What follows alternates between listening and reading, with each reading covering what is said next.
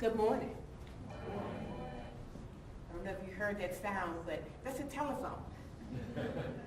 Okay, so we have here, at the close of business day, the telephone rings at the law office. And this is a potential client seeking to schedule an interview. This is not a difficult task. Somebody will call him back in the morning and coordinate some dates and times. However, this client is different. This client starts to relay information on the answer machine that's usually reserved for the interview. Well, somebody will call him back, but what's happening is that the lawyer will get an opportunity to start posing potential interview questions before the client arrives. That's good for the lawyer. So, the assignment here today for your students is to have them act like the attorney and draft a set of potential interview questions before the client arrives. Now, I know some of you are saying, I teach a doctrinal course. This is not the usual way that I start my class period. I usually use the traditional cognitive memory concepts in my class. And you're right.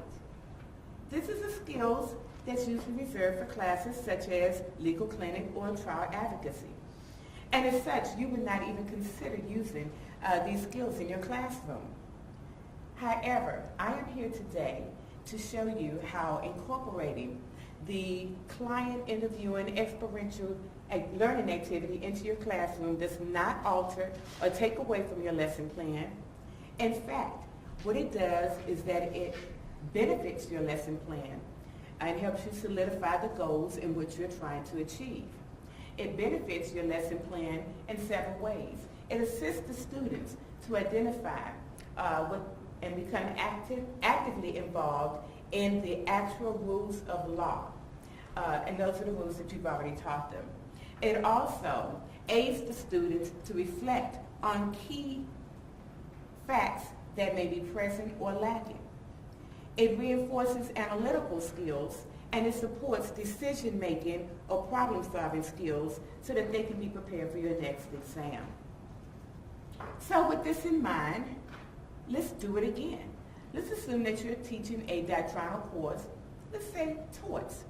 And last week, through the traditional cognitive methods of auditory processing and visual processing, you just completed the chapter on intentional torts.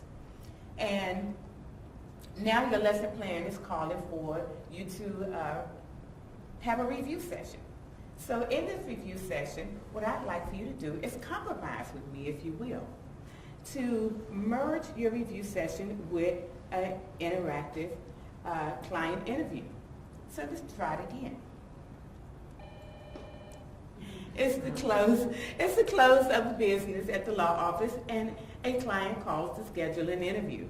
This client is different. This client leaves on the answer machine key facts related to a battery, an assault, a trespass to land. Now, your students have an opportunity to start phrasing a set of interview questions before the client arrives. So the assignment for your clients is to prepare a set of interview questions using the facts from the answer machine and the elements from the rule of law that you've already taught. Not bad, huh? Because this experiential exercise eliminates another auditory lecture and it solidifies what you've already taught them, this is an opportunity to let you know that you are, in fact, on track with your lesson plan. But more importantly, the students will get an opportunity to learn by doing.